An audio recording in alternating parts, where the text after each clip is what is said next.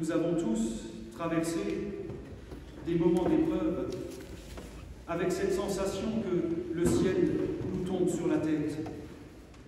Nous avons vécu de ces moments où nous sommes confrontés à l'indicible, à l'impossibilité de dire l'étendue de ce que nous traversons.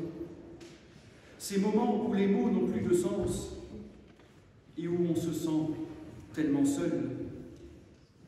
Confronté à cette question du mal, on pourrait rappeler cette célèbre citation « La seule excuse de Dieu, c'est qu'il n'existe pas ». Ce à quoi un petit malin a rajouté quelques années plus tard « C'est dommage, on aurait pu l'engueuler ». Deux phrases de dépit face à la question du mal, mais qui, paradoxalement, justifie ce même mal. Un peu comme les disciples de l'Évangile, qui, dépassés par les événements, pris dans leur incompréhension et dans leur peur, dorment. C'est le sommeil qui peut devenir refuge et protection, mais c'est aussi le sommeil de toutes les démissions, de toutes les trahisons et de tous les oublis de l'histoire, petite ou grande. On pourrait rappeler ici ce mot de Jacques Chirac lors du sommet pour la Terre en Afrique du Sud en 2002. La Terre brûle et nous regardons ailleurs. Nous avons entendu dans l'Évangile les dernières paroles du Christ avant son arrestation. Il sait ce qui l'attend. Et ce qui caractérise Jésus dans ce passage, c'est sa solitude. La solitude de tous ceux qui sont confrontés à l'épreuve et qui est renforcée par le sommeil des autres. Une solitude tellement criarde et inhumaine que Luc, et il est le seul à le mentionner, fait intervenir un ange. Comme Jésus, par le passé, en a réconforté d'autres, voilà qu'à son tour, il a besoin de soutien.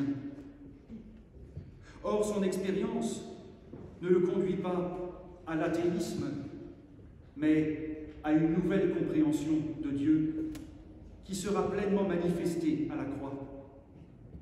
La prière de Jésus ne consiste pas à se mettre la tête dans le sable et à invoquer un Dieu bouche-trou, censé donner du sens à ce qui n'en a pas, qu'on y croit ou pas, tout en l'accusant de tous les maux. La prière de Jésus n'est ni reniement, ni engueulade, et encore moins soumission. Jésus n'a aucune envie de mourir, il le dit clairement.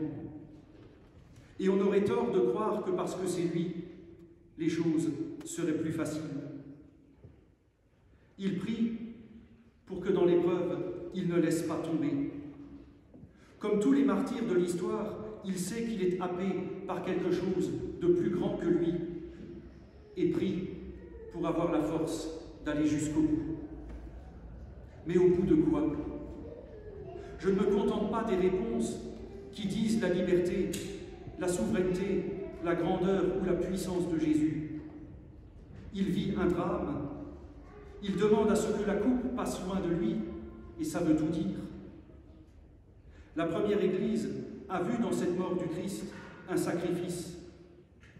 Jésus se sacrifie lui-même pour le salut humain.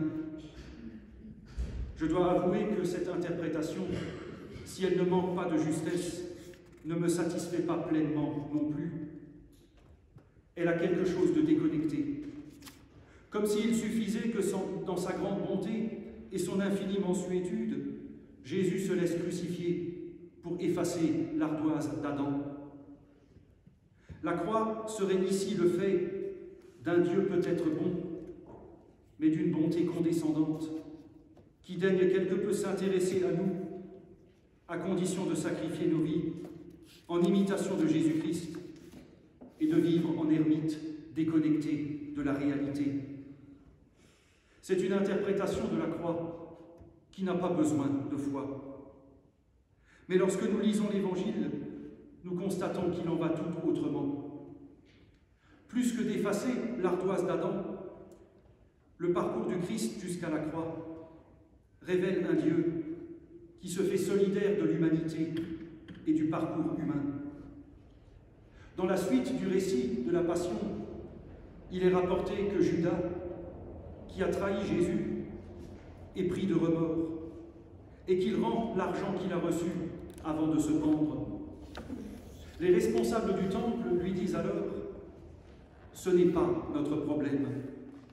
Ce que tu traverses, tes remords, tes scrupules ne sont pas notre problème. » Une attitude qui sera aussi celle de Ponce Pilate, qui se désintéresse du sort de Jésus dans son fameux geste de se laver les mains.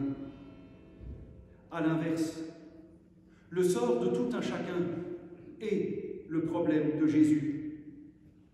C'est pour ça qu'il ne fuit pas, qu'il ne dort pas, qu'il ne laisse pas tomber et qu'il ne se lance pas dans une engueulade. Quelqu'un a dit un jour, on ne peut pas essuyer les larmes de quelqu'un sans soi-même se mouiller les mains. C'est ce que vit Jésus ici, et Dieu à travers lui. Ni résignation, ni soumission, ni engueulade. La prière du Christ est le reflet de la volonté de Dieu qui refuse de dormir sur les malheurs du monde. Cette volonté de Dieu passe par la croix. Elle peut prendre bien des formes et nous portons chacun la nôtre. La volonté de Dieu passe par la croix.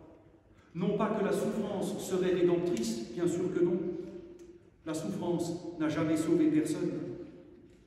Mais dans, avec et à travers Jésus-Christ, il est dit que la volonté de Dieu est de porter cette croix avec nous, de partager nos peurs, nos souffrances et nos angoisses, non pas pour fuir, mais pour endurer et durer dans ce qui nous arrive.